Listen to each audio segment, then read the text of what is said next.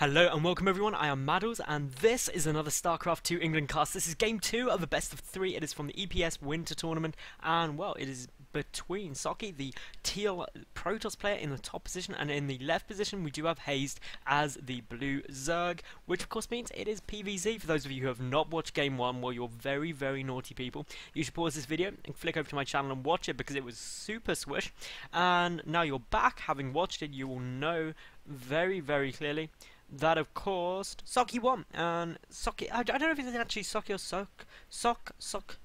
I don't know how I would say that. Socke. I really should know, but I always confuse myself, which is never a good sign. So I'm gonna go with Sock because if I say it quickly, maybe no one will notice I say it the wrong way, and that's fine.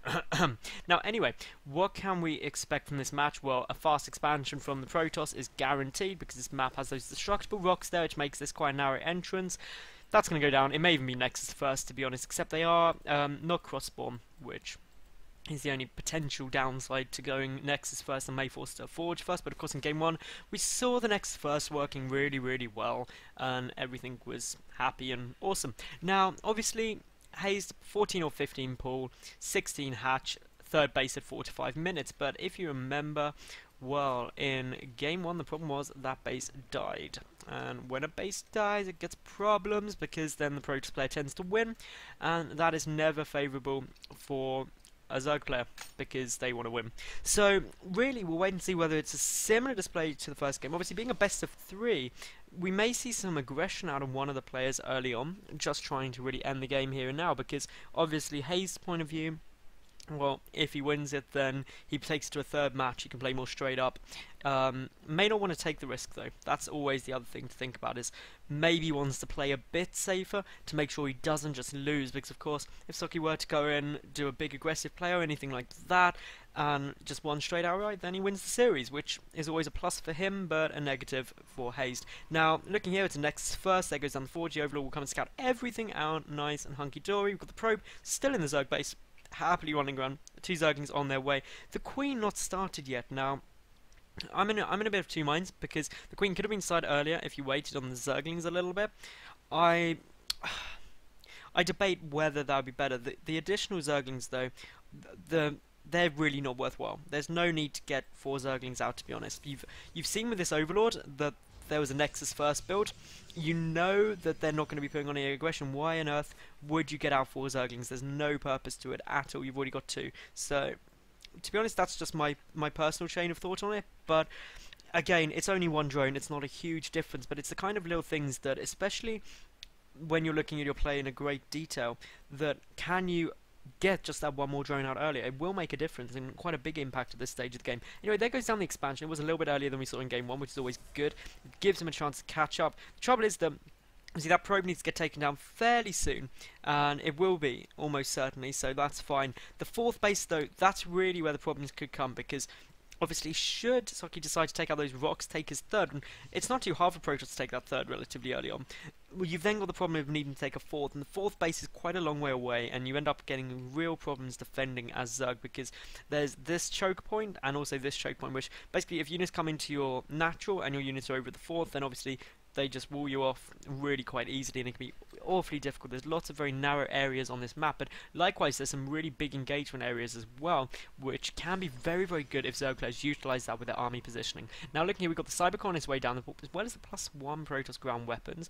The only 2 gas down at the moment. No gas for the Zerg, of course, yet. That won't come down till around 45 supply. Judging from game 1 is where we'll see that. Generally anywhere between 40 and 50 supply is good, and between 2 and 4 gas thrown down all at once is pretty much the norm.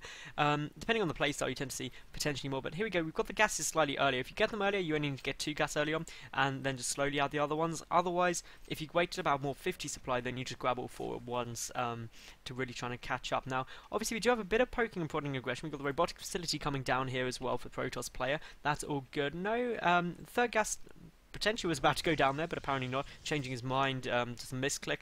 But, well, for the moment we should see really both players being quite passive. We've got good Overlords spread pretty much all over the map. No Overlord here, but just because it's a bit easy to pick off with an Observer. We've also got this one here, just coming and poking and prodding in, taking a look at what's around. This Overlord will probably suicide in at some point soon as well. Now, we've got 3 more gateways being added on. That takes up to 4 gate, which is making me think perhaps we're going to see some kind of Immortal Sentry play. The Zealots are being really aggressive though. The Roach Warren coming down, again, it's about 30 seconds later than I'd like it to be. I think 6 minutes 30, maybe 6:40 is when you really want to be hitting that Roach Warren timing, because it really just protect you from some early pushes which can come into your third base, especially a more Zealot heavy play, which can ruin your week if you're not prepared for it. Now, anyway, here we go. We've got the Immortal coming down and a War Prism queued up behind it. We've got the Overlord coming in. We'll see everything, though. So that is a big wing right there, and obviously that is very, very helpful. We've got the third gas on its way down for Hazed. Meanwhile, both the third and fourth gas just finished up for the Protoss player. That is all absolutely great. The Immortal's out now.